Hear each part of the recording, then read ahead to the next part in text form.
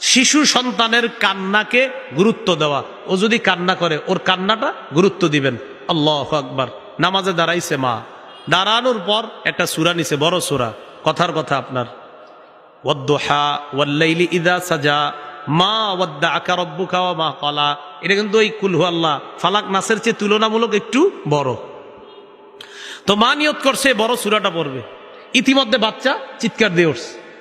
তখন মায়ের কর্তব্য এই ছোট 3 আয়াত দিয়ে প্রথম রাকাত শেষ করা, দ্বিতীয় রাকাতে আবার ছোট 3 আয়াত অথবা বড় 1 আয়াত পইরা দ্বিতীয় রাকাত পইরা, এরপরে নামাজ যত রাকাত হয় 3 রাকাত ওয়ালা হলে 3 রাকাত, 4 রাকাত হলে 4 রাকাত নামাজ শেষ করে বাচ্চার কান্না তাড়াতাড়ি থামানো।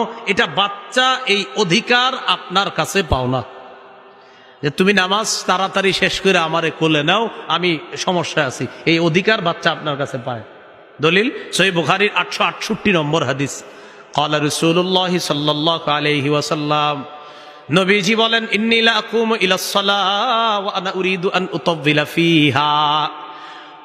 নবীজি বলেন, আমি নামাজে দাঁড়াই, দাঁড়ানোর পর আমি নিয়ত করি লম্বা কেরাত পড়ব।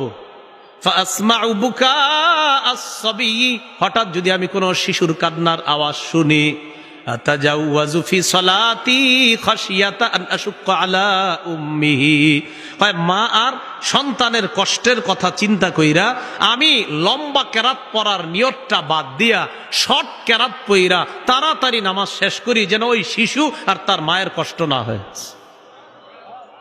কথা কি বুঝছেন নি আপনারা?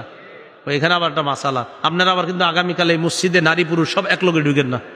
ওই যুগে ফেতনা কম ছিল, ফেতনা ছিলই না নবীর যুগে।